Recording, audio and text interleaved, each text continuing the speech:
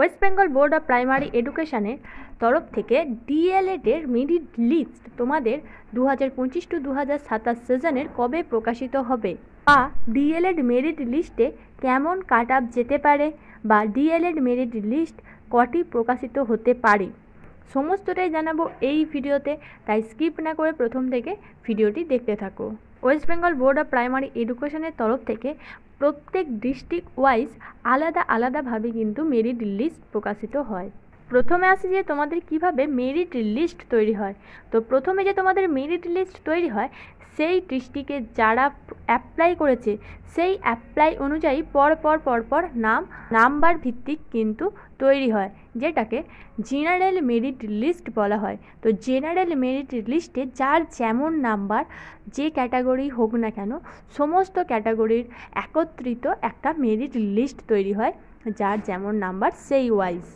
দেখো, আমি তোমাদের যে মেরিট লিস্টটা দেখাচ্ছি, সেখানে জেনারেল মেরিট লিস্টে ওবিসি, এসসি, জেনারেল, এসটি সমস্ত কাস্ট ক্যাটাগরি কিন্তু ঢুকে আছে। এভাবে যারা ফর্ম ফিল আপ করেছে তাদেরকে নিয়ে জেনারেল মেরিট লিস্ট তৈরি করার পর তোমাদের ক্যাটাগরি ওয়াইজ মেরিট লিস্ট প্রকাশিত হয়।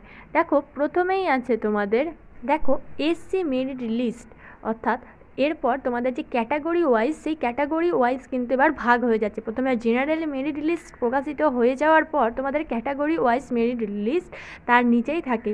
তো প্রথম আছে এসসি মেরিট লিস্ট, এবং তারপরে এসসিদের কটা সিট আছে সেটাও কিন্তু দেওয়া আছে। তারপরে ওবিসি মেরিট লিস্ট, তারপরে ওবিসিদের কতগুলি সিট আছে সেটাও দেওয়া আছে। তো এইভাবেই কিন্তু পরপর ক্যাটাগরি ওয়াইজও কিন্তু তোমাদের মেরিট লিস্ট সেখানে থাকে। এরপর ওবিসি বি মেরিট লিস্ট দেওয়া আছে এবং সিট দেওয়া আছে। তারপর পিএইচ মেরিট লিস্ট এবং সিট দেওয়া আছে। তারপর এক্স সার্ভিস ইনটেক, এখানেও কিন্তু মেরিট লিস্ট এবং তাদের সিট সংখ্যা দেওয়া আছে। তো এইভাবে তোমাদের মেরিট লিস্ট প্রকাশিত হয়, যে প্রথমে জেনারেল, তারপরে ক্যাটাগরি ওয়াইজ। এবার তোমাদের দেখো আরেকটি ডিস্ট্রিক্ট দেখাচ্ছি, যে বাডওয়ান ডিস্ট্রিক্ট। তো বাডওয়ান ডিস্ট্রিক্টে সেমভাবেই মেরিট লিস্ট প্রকাশিত হয়, প্রথমে জেনারেল মেরিট লিস্ট এবং পরে ক্যাটাগরি ওয়াইজ মেরিট লিস্ট। এবার এখানে তোমাদের যে সিট ক্যাপাসিটি সেটাও কিন্তু দেয়া থাকে। তো জেনারেলে কতজন চান্স পাচ্ছে, বা এসসিতে কতজন চান্স পাচ্ছে, এসটি ক্যাটাগরি ওয়াইজ কতজন চান্স পাচ্ছে, ওবিসি এ ক্যাটাগরি ওয়াইজ কতজন চান্স পাচ্ছে, ওবিসি বি ক্যাটাগরি ওয়াইজ কতজন চান্স পাচ্ছে, পিএইচ ক্যাটাগরি ওয়াইজ কতজন চান্স পাচ্ছে, সমস্তটা কিন্তু দেয়া থাকে।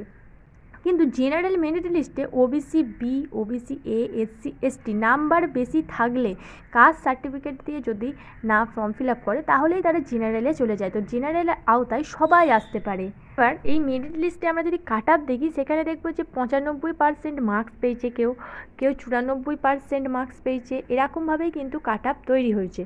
তো এখানে যদি আমরা জেনারেলের কাট অফ দেখি, সেখানে দেখব জেনারেল 93% মার্কস পেয়েছে, বা 90% মার্কস পেয়েছে কাট আপে। আরেকটি দেখা যাচ্ছে 89% লাস্ট কাট আপ আছে জেনারেলের ফার্স্ট লিস্টে। এবার এসসি কাট আপ যদি দেখি, সেখানে লাস্ট যেটি কাট আপ আছে সেটি হচ্ছে 80%। দেখা যাচ্ছে লাস্ট কাট আপ 80.800 এসসিতে কিন্তু কাট আপ আছে। এসটির ক্ষেত্রেও কিন্তু দেখা যাচ্ছে 80.600 কাট আপ আছে। ওবিসি এ, সেখানে দেখা যাচ্ছে 77 লাস্ট কাট আপ।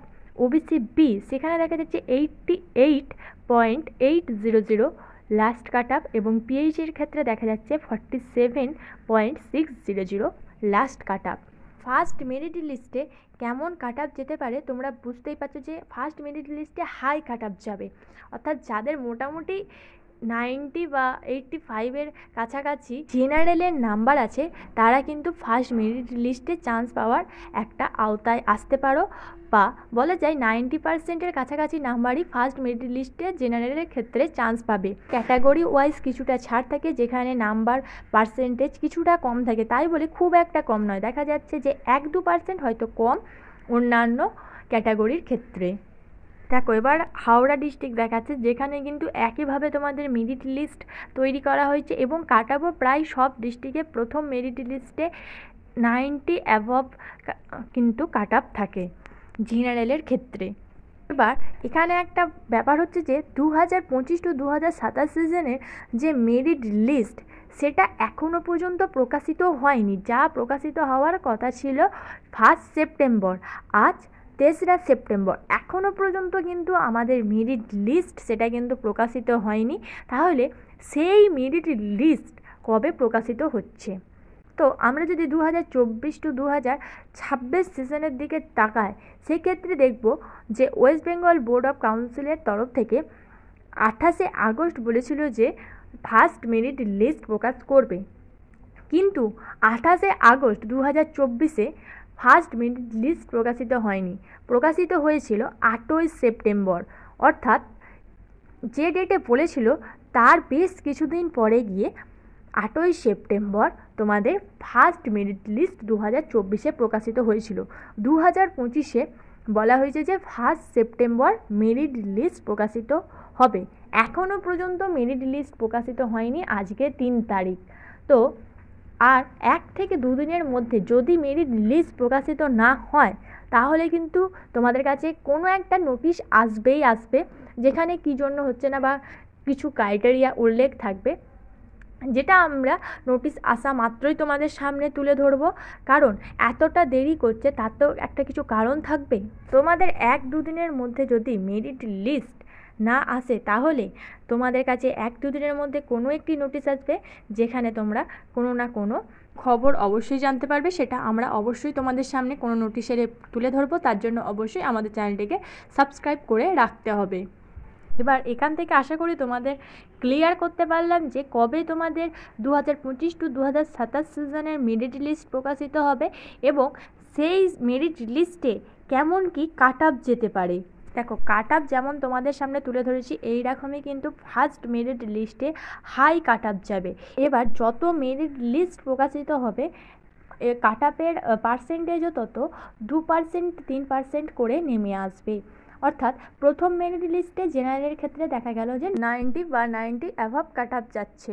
তো সেকেন্ড মেরিট লিস্টে সেক্ষেত্রে দেখা যাবে যে 87%-এ নেমে এসেছে। থার্ড মেরিট লিস্টে 85%-এর কাছাকাছি নেমে এসেছে এবং ফোর্থ মেরিট লিস্টে দেখা গেল যে তোমাদের কাট আপ মোটামুটি 83-র কাছাকাছি নেমে এসেছে।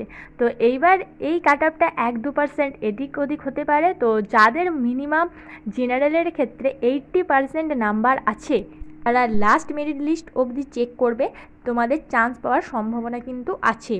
এটা অবশ্যই তোমাদের সামনে যেটা তুলে ধরছি সেটা যে গভর্নমেন্ট মেরিট লিস্ট, সেটা যারা নন গভর্নমেন্ট কলেজ থেকে ডিএলএড করবে তাদের কাট আপ কিন্তু এতটা হাই যায় না। তো এটা সরকারিভাবে কিন্তু যে ডিএলএড কলেজগুলোয় ভর্তি, সেই লিস্ট নিয়ে আমরা আলোচনা করছি। নন গভর্নমেন্ট কলেজগুলোর ক্ষেত্রে কাট আপ অনেকটাই কম। সেখানে সবাই মোটামুটি যে মিনিমাম ক্রাইটেরিয়া থাকে, সেই ক্রাইটেরিয়া অনুযায়ী কিন্তু ভর্তি হতে পারে।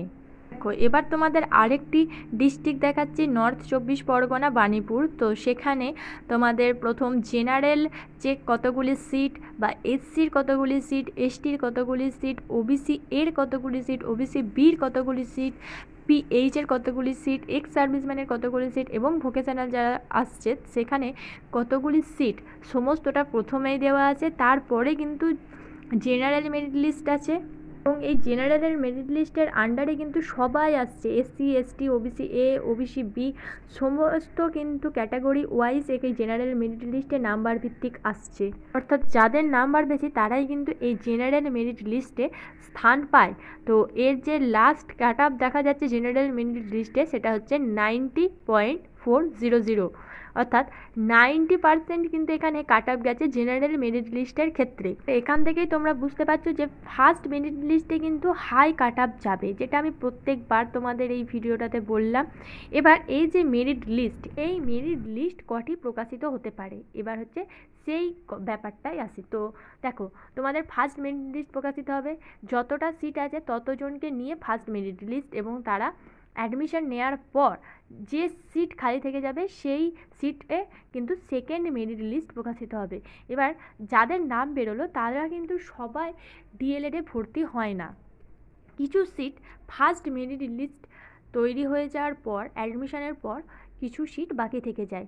যে সিট বাকি থেকে গেল সেই নিয়ে সেকেন্ড মেরিট লিস্ট প্রকাশিত হয়। সেকেন্ড মেরিট লিস্ট প্রকাশিত হয়ে যাওয়ার পর দেখা যায় যে তখনও কিন্তু কিছু এমন ছাত্রছাত্রী আছে যারা সেকেন্ড মেরিট লিস্টে ভর্তি হয়নি তাদের স্থান ফাঁকা রয়ে গেছে, তারপর থার্ড মেরিট লিস্ট প্রকাশিত হচ্ছে। তো এই রকমভাবে ম্যাক্সিমাম তোমাদের 3 থেকে 4টে মেরিট লিস্ট প্রকাশিত হবেই হবে, কারণ যতক্ষণ না সিট ভর্তি হচ্ছে ততক্ষণ কিন্তু তোমাদের মেরিট লিস্ট প্রকাশিত হবে এবং প্রত্যেক মেরিট লিস্টে দেখা যাবে 2 থেকে 3% হারে নাম্বার কমছে। আশা করি পুরো ব্যাপারটি বোঝা গেছে।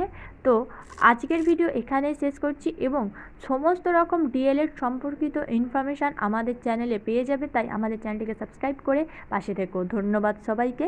Junior education.